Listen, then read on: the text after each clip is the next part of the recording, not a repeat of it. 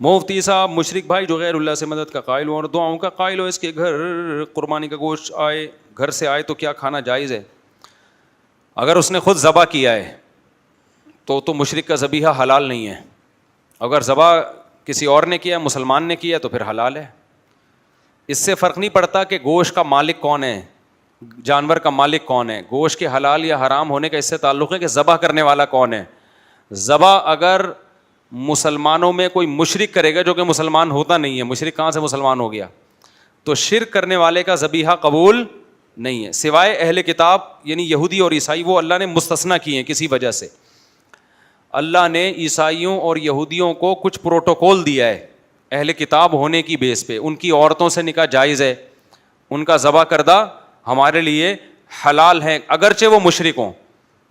لیکن مسلمانوں میں کوئی شرک کرے گا تو اس کو پروٹوکول نہیں دیا ہے، کیونکہ وہ تو اسلام میں پیدا ہوا نا، وہ تو توحید کے ماحول میں پلا بڑا ہے. وہ کیسے شرک کر رہا ہے؟ تو اس کا جرم یہود و نصارہ کے جرم سے بڑا جرم ہے. نہیں آ رہی بات؟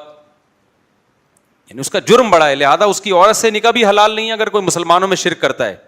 وہ عورت اگر شرک کرتی ہے تو اس سے بھی نکاح حلال، یعنی کسی کی بہن بیٹی سے اگر وہ خود لڑکی شرک کرتی ہے تو اس سے بھی نکاح حلال نہیں ہے.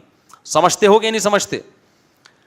تو دو چیزوں میں بہت خیال کرنا ضروری ہے. جس کا عقیدہ شرکیہ ہو لیکن وہ تعویل نہ ہو، بالکل پکا ڈھکا شرکیہ، واضح لفظوں میں کہتا ہو کہ نبی صلی اللہ علیہ وسلم ہر جگہ موجود ہیں، مختار کل ہیں، مشکل کشا ہیں، جب چاہیں جہاں سے چاہیں مدد کر سکتے ہیں. کوئی واضح لفظوں میں اس طرح کی بات کرتا ہو تو وہ پھر اسلام سے خارج ہے. تو اس کوئی خاتون ہو تو اس سے بھی نکاح جائز نہیں، کوئی مرد ہو تو عورت کے لیے بھی اس سے نکاح جائز نہیں، اس کا ذبیحہ بھی کیا ہے؟ جائز نہیں ہے. لیکن اس میں شک وہم نہ کریں، پکا ڈھکا ہو. سمجھتے ہو کہ نہیں سمجھتے؟